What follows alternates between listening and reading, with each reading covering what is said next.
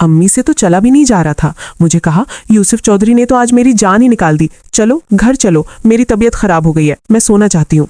मैंने कहा, अम्मी क्या किया चौधरी ने? उसने कहा, अभी नहीं बता सकती। फिर वो चौधरी भी आ गया। मेरी अम्मी को कहने लगा कि चक्कर लगाती रहा करो। मैं तो कहता हूँ जब तक तुम लोग कराची नहीं जाते रोज ही 1-2 घंटे टाइम निकाल के आ जाया करो। मेरी अम्मी ने कहा, चौधरी साहब आपको तो पता है मेरी तबीयत का, आपने मेरे साथ क्या किया है, अब तो 1 हफ्ता बिस्तर से ही नहीं उठ पाऊंगी। वो चौधरी कहने लगा, मैं माजरत ख्वाह हूँ, मैं उस टाइम जज्बाती हो गया था और मुझे पता ही नहीं चला। मेरी अम्मी कहने लगी, चौधरी साहब इसमें जज्बाती क्या होना, आपने तो जानवरों वाला सलूक किया है। मैं आपको कहती रही कि छोड़ दो, लेकिन आपने मेरी एक भी ना सुनी। अब मुश्किल है कि मैं दोबारा तुम्हारे पास आऊं। फिर वो चौधरी कहने लगा, अच्छा कल तक तुम्हारी तबीयत ठीक ना हो तो मुझे बताना, मैं तुम्हें डॉक्टर के पास लेके जाऊंगा, वो तुम्हें 2 दिन के अंदर ही ठीक कर देगा। अब मैं परेशान होकर ये सारी बातें सुन रहा था। पता नहीं चौधरी ने मेरी अम्मी के साथ क्या किया था। मैं तो खुद को बहुत ताकतवर मर्द समझता था, लेकिन अब मैं चौधरी को देखकर, उसकी ताकत देखकर एहसास कमतरी का शिकार होने लगा था। पता नहीं चौधरी ने क्या किया था, मेरी अम्मी की तो बस ही करवा दी थी। फिर अम्मी कहने लगी, चलो यूसुफ बाकी बातें घर पे करेंगे, और फिर वो चौधरी भी चला गया। मैंने अम्मी को बाइक पे बिठाया, चौधरी के डेरे से बाहर थोड़े फासले पे आके मैंने बाइक रोक दी। मैंने कहा, अम्मी क्या हुआ बताएं मुझे। अम्मी कहने लगी, घर तो चल पगले। मैंने कहा, अम्मी घर पे तो सब होंगे, इस वक्त मैं आपसे ये थोड़ी पूछ पाऊंगा सबके सामने। मेरी अम्मी कहने लगी, मत पूछ, चौधरी ने जो मेरे साथ किया है, पता नहीं वो क्या खा के आया था, वो तो पूरा जानवर बन गया था। उसका गाजर कल से तगड़ा लग रहा था, पता नहीं उस पे कुछ लगा के आया था। फिर उसने जब मैच स्टार्ट किया तो आउट ही नहीं हो रहा था। थोड़ी देर मजीद आउट ना होता तो मेरी तो जान ही निकल जाती। मैंने कहा, वाकई? अम्मी ने कहा, यूसुफ तुम्हें तो पता भी नहीं आज जो उसने काम किया मेरे साथ। मैं देखती हूँ कि कल रात तक मेरी तबीयत ठीक हो गई, वरना किसी डॉक्टर के पास जाऊंगी, मैं अपना चेकअप करवाऊंगी। मैंने कहा, अच्छा अम्मी, आपके साथ जो होना था वो हो चुका, अब आपको दोबारा चौधरी के पास जाने की जरूरत नहीं पड़ेगी, हम यहाँ से चले जाएंगे। फिर मेरी अम्मी कहने लगी, हाँ यूसुफ अभी तो घर चल। और फिर मैं बाइक स्टार्ट करके घर आ गया। घर आया तो बहनों ने खाना बनाया हुआ था। काशिफ पूछने लगा, हाँ अम्मी क्या हुआ, तुम्हारी तबीयत कुछ ठीक नहीं लग रही। फिर मेरी अम्मी काशिफ को झूठ बोलने लगी, कहने लगी, बेटा असल में सारी ज़िंदगी मैंने इतना काम नहीं किया ना, इसलिए बहुत ज़्यादा काम किया, मुझे लग रहा है कि मेरी तबीयत अब ख़राब हो जाएगी। फिर मेरी बहन किंजा को आवाज़ देने लगी, किंजा मेरा बिस्तर लगा दे, मैं सोना चाहती हूँ। मेरी बहन आई, कहने लगी, माँ कुछ देर बैठो तो सही, खाना खाओ उसके बाद सो जाना। फिर मेरी अम्मी कहने लगी, किंजा मैं बहुत थक गई हूँ, पता नहीं मुझे बुखार भी लग रहा है। मुझे पता था कि मेरी अम्मी के साथ क्या हुआ है, वो घर पे सबके साथ झूठ बोल रही थी। फिर मैंने किंजा को कहा, किंजा अम्मी को परेशान न करो, इसने ज़िंदगी में इतना काम थोड़ी ही किया है। वो चौधरी ने तो मेरी अम्मी को मुलाजिम समझ लिया था, इतना काम करवाया बेचारी से। जाओ अम्मी को बिस्तर बना के दो ताकि आराम से सो जाए। फिर मैंने कहा, अम्मी आप जब तक सोती हैं मैं आपके लिए दूध और कुछ मेडिसिन लेके आता हूँ ताकि आपको कुछ आराम आ जाए। फिर मेरी अम्मी कहने लगी, हाँ यूसुफ मुझे तो बहुत तकलीफ महसूस हो रही है। फिर मैं बाहर आया मेडिकल स्टोर पे, मैंने उसे कहानी बताई कि इस तरह का मसला है। उसने मुझे 2-3 मेडिसिन दी। मैंने अपनी बहन को कहा, ये दूध गर्म करके अम्मी को दो और ये दवाई भी। फिर मेरी बहन ने वो दूध गर्म करके अम्मी को दिया, दवाई खा के अब अम्मी सो चुकी थी। फिर हम सब ने खाना खाया और खाना खा के सब लोग सोने की तैयारी करने लगे। अब मैं ये सोच रहा था कि रात को अपनी बहन के साथ सुकून हासिल करना है, लेकिन काशिफ मेरे साथ ही सोता था। फिर मैंने अपने छोटे भाई काशिफ को कहा, काशिफ आज रात तू अंदर कमरे में सो जा, अम्मी की तबीयत ठीक नहीं। फिर काशिफ कहने लगा, नहीं भाई अंदर मुझे गर्मी लगती है, वो सो रही है ना मेरी बहनें। आयशा को कहने लगा, आयशा अम्मी का तुम ख्याल रखना, वो रात को किसी भी वक्त उठे तो तुम देखती रहना। फिर मैंने कहा, यार काशिफ वो छोटी है, उसको नींद आ जाएगी तो अम्मी परेशान हो जाएगी, सो जा आज कुछ नहीं होता। फिर काशिफ मुंह पसोड़कर अंदर चला गया। मेरी बहन को कहा कि अंदर मुझे जगह बना दो। अब सब लोग अंदर सो चुके थे। मैं बाहर अपनी चारपाई पे लेटा हुआ अपना मोबाइल चला रहा था और फिर इंतजार कर रहा था कि कब मेरी बहन आए और मैं उसके साथ मैच खेलूं।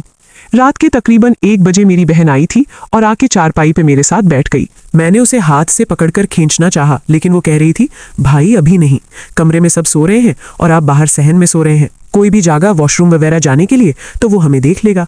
फिर मैंने कहा, क्या करें, दूसरा कमरा खाली पड़ा है उसमें चलते हैं। फिर वो कहने लगी, भाई चलते तो हैं, लेकिन अगर कोई उठा, उसने मुझे देखा, मेरा बिस्तर भी खाली है और आपका भी खाली होगा तो शक पड़ सकता है। फिर मैंने कहा, क्या करें तुम ही बताओ। वो कहने लगी कि अभी कुछ नहीं करते, कराची चल के मैं तुम्हें सुकून दूंगी। मैंने कहा नहीं यार, आज तो बहुत दिल कर रहा है। फिर वो कहने लगी भाई दिल तो मेरा भी बहुत कर रहा है, क्योंकि काफ़ी दिनों से वो पठान भी नहीं आ रहा। और हाँ, पठान से मुझे याद आया, फिर क्या सोचा, कराची कब चलना है? मैंने कहा हाँ बस कल जाऊंगा, अब्बू से पूछूंगा कि ज़मीन का क्या करना है, कब तक वो मेरे नाम लगाएगा, और फिर जैसे ही हो जाएगी तो हम चले जाएंगे। फिर मेरी बहन कहने लगी जब तक मैं पठान को बुला लेती हूँ। मैंने कहा क्या? वो कहने लगी यहीं पे वॉशरूम में मिल लेंगे, बाहर आप ख्याल करते रहना, कोई आए तो फिर खांस के मुझे इशारा करना, मैं समझ जाऊंगी। मैंने कहा किंजा, अभी तुम मुझे कह रही थी कि घर में से कोई देख लेगा, हजार बहाने बना रही थी, इसलिए कोई तुम्हें वहां नहीं याद आया? वो कहने लगी भाई बाहर आप होंगे ना, इसलिए तो कह रही हूँ। फिर मैंने उसे कहा चलो भाई फिर मेरा भी काम करो। मैंने बहुत बर्दाश्त कर लिया, मैंने उसे हाथ से पकड़ा और दूसरे कमरे में ले गया। वो काफ़ी मना करती रही लेकिन मैंने ना सुना, और फिर मैंने ज़बरदस्ती उसके हाथ में गाजर दी। फिर मैंने कहा चलो उसको खाओ। फिर वो कहने लगी अच्छा रुकें भाई, हम थोड़ा सा सुकून हासिल करते हैं, बाकी कराची चल के करेंगे। मैंने कहा चलो जितना भी करो करो तो सही, तुम कल उस पठान को भी बुला लेना, कोई बात नहीं, मैं तुम लोगों की चौकीदारी करता हूँगा। और फिर उससे कहा शुरू करो, लेकिन वो गाजर खा नहीं रही थी, बस हाथ में ही पकड़े हुई थी। और फिर मैंने बाहर निकाल कर स्टार्ट कर दिया, वहीं पे उसको खड़ा करके 10 मिनट में लगा रहा। फिर वो कहने लगी भाई आहिस्ता, जुल्म न करें, आपका बहुत तगड़ा है। मैंने कहा तुम्हें क्या, तुम तो पसंद करती हो इस चीज़ को, और उस पठान से और 2-2 बंदों से तो तुम ले चुकी हो, अब तुम्हें ये मसला हो रहा है, चुपचाप खड़ी रहो। और फिर मैं 10 मिनट बाद आउट हो गया। जैसे ही आउट हुआ वो भाग के वॉशरूम में चली गई और फिर वो अपनी जगह पर जाकर सो गई। तब फिर मैं थोड़ा सा फ्रेश हुआ और अब मैं भी सुकून की नींद सो गया। आज मैंने अपनी बहन को हासिल कर लिया था, जिसका मैं इतने अरसे से इंतजार कर रहा था, आराम से और इत्मीनान से नहीं, जल्दबाजी में, लेकिन मैं कामयाब हो गया था और फिर मैं सो गया। अगली सुबह मेरी छोटी बहन सलमा मुझे उठाने के लिए आई, कहने लगी भाई उठ जाए, धूप निकलने वाली है, हम नाश्ता बना रहे हैं। फिर मैंने उससे पूछा सलमा अम्मी की तबीयत कैसी है? वो कहने लगी अम्मी अभी तक सो रही हैं। मैंने कहा अच्छा ठीक है, तुम लोग नाश्ते की तैयारी करो। मैं गया वॉशरूम में, हाथ मुंह धोया, फिर मैं कमरे में आके अम्मी को उठाने लगा। मैंने कहा अम्मी उठ जाएं, अब आपकी तबीयत कैसी है बताएं मुझे। फिर मेरी अम्मी कहने लगी यूसुफ रात को दवाई खाई थी तो कुछ देर तो बेहतर रही, लेकिन अब मुझे फिर तकलीफ महसूस हो रही है, लगता है मुझे डॉक्टर के पास जाना ही पड़ेगा। मैंने कहा अम्मी आप उठ जाएं, नाश्ता कर लें, हम फिर किसी डॉक्टर के पास चलते हैं। मेरी अम्मी कहने लगी नहीं यार, अगर मैं डॉक्टर के पास गई तो उसको क्या बोलूंगी कि मुझे क्या हुआ, छोड़ो दफा करो, बस तुम रात को जो मेडिसिन लाए थे वो दोबारा लेके आओ, मैं दूध के साथ खा लूंगी, इससे लग रहा है कि बेहतर हो जाएगा। अम्मी मेरी ये बात तो ठीक कर रही थी, अम्मी की तबीयत भी कुछ खराब थी, इसलिए मैंने उससे अब्बू के बारे में नहीं बताया। वो कल रात ही आए थे और वो मुझे इतनी बड़ी ऑफर दे गए। फिर मेरी बहन किंजा भी मुझे देखकर मुस्कुरा रही थी। अब मुझे अजीब लग रहा था कि वो रोज तो मुझे देखती है, आज उसे क्या हो गया। फिर मैं अम्मी के पास से उठ के उसके पास गया। मैंने कहा किंजा क्या हुआ, सब खैरियत है, मुस्कुरा रही हो? फिर वो कहने लगी भाई रात को जो आपने मुझे सुकून दिया है, अब तो मैं आपकी दीवानी हो गई हूँ, मुझे लगता है कि मुझे आपसे मोहब्बत हो गई है। फिर मैंने कहा अब तो कराची जाके ही करेंगे, बस दुआ करो कि हमारी ज़मीनें हमें मिल जाएं। फिर मुझे याद आया, मैं वापस आया, अम्मी से बात की। मैंने कहा अम्मी वो अब्बू कल आए थे, कह रहे थे कि सुलह कर लो, मैं सारी ज़मीनें तुम लोगों को देने के लिए तैयार हूँ। फिर मेरी अम्मी कहने लगी दफ़ा करो यूसुफ, वैसे भी हमें अच्छा खासा हिस्सा मिलने वाला है, हम कराची चलेंगे, अपनी ज़िंदगी गुजारेंगे, वैसे भी हम आज़ाद माहौल में रहकर अब इस घुटन में नहीं रह सकते। मैंने कहा चलें ठीक है, बस मैंने सोचा अम्मी आपसे एक दफ़ा मशवरा कर लूँ, फिर आप नाश्ता वाश्ता कर लें, नाश्ते के बाद मैं और काशिफ अब्बू के पास जाएंगे, फिर पूछेंगे कि कब चलना है, ताकि वो हमारी ज़मीनें हमारे नाम करवा दे। फिर वो कहने लगी यूसुफ नाश्ता करके मुझे दवाई दे दो और फिर तुम लोग चले जाना। फिर मेरी अम्मी मेरी बहन को आवाज़ देने लगी आ जाओ भाई के लिए नाश्ता लेके। फिर मैंने और मेरे छोटे भाई ने नाश्ता किया। फिर मैं गया अम्मी के लिए बाजार से मेडिसिन लाया, फिर दूध लाया, फिर आके अपनी बहन को दिया। मैंने कहा अम्मी को नाश्ते के बाद ये दूध देना और ये गोलियां भी। और मैं और मेरा छोटा भाई बाहर आ गए। फिर हम अब्बू के घर जा रहे थे, जाके हमने अब्बू के घर का दरवाजा बजाया। मेरा अब्बू बाहर आया, शायद अंदर कोई औरत घूम रही थी, मुझे देख के अजीब लगा, अंदर जाने लगा तो अब्बू कहने लगा चलो यूसुफ बाहर चलते हैं, होटल पे बैठ के बात करते हैं। मुझे शक पड़ गया था कि ये औरत रज्जो ही थी, शायद वो यहीं मेरे अब्बू के साथ रह रही थी। और फिर जो प्यार मोहब्बत मेरे दिल में अब्बू के लिए जाग रहा था वो एकदम से दम तोड़ गया। मैंने कहा अब्बू आप ज़मीन कब हमारे नाम लगवा रहे हैं? फिर वो कहने लगा कि मैं कल तुम लोगों के पास आया था, क्या सोचा तुम लोगों ने? मैंने कहा वो अम्मी नहीं मान रही, जितना हिस्सा हमारा बनता है आज ही आप चले रजिस्ट्री ऑफिस और हम दोनों भाइयों के नाम हमारी ज़मीनें लगवा दें और हमारी बहनों का हिस्सा भी हमें दे दें। फिर मेरा अब्बू बहाने बनाने लगा, कहने लगा आज तो नहीं, आज मेरी तबीयत खराब है, कल मैं चलूंगा तुम लोगों के साथ। फिर वो कहने लगा यूसुफ अगर तुम लोग मान जाते तो अच्छा था। आज अब्बू के लफ्जों में कल वाली मोहब्बत नहीं थी। कल मेरा अब्बू वाकई बहुत परेशान था, जिस अंदाज से वो कल बोल रहा था मैं भी पिघलने वाला था, लेकिन आज मेरा अब्बू उस अंदाज से नहीं बोल रहा था। मैंने कहा नहीं अब्बू, हमारे रास्ते अब जुदा जुदा हैं, आप अपनी जिंदगी जिए और हम अपनी जिएंगे।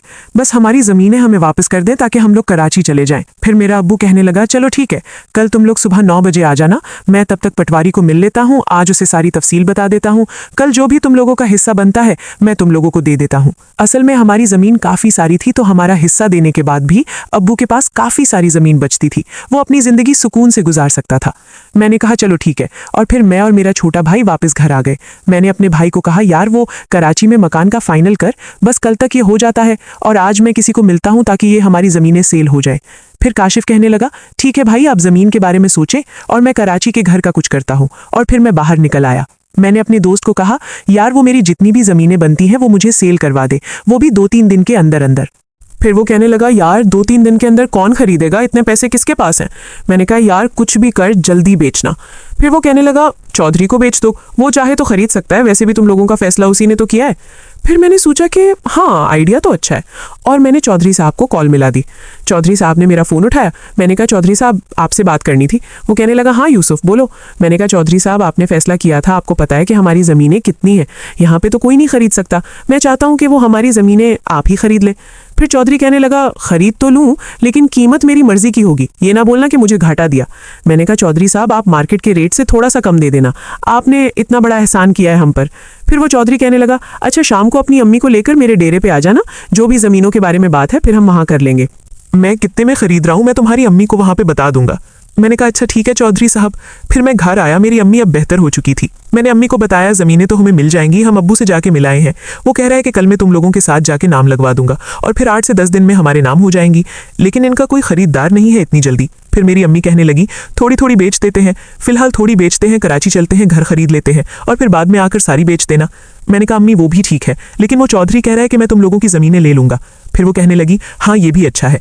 मैंने कहा, अम्मी वो शाम को बुला रहा है तुम्हें और मुझे ज़मीन के बारे में बात करने के लिए। फिर मेरी अम्मी कहने लगी, नहीं यूसुफ, मैं अब उसके पास नहीं जाऊंगी, अब की बार गई तो मेरी लाश ही आएगी वहां से। फिर मैंने कहा, अम्मी आपने इतनी तकलीफें उठाई हैं, थोड़ी सी और उठा ले, चलते हैं ना शाम को।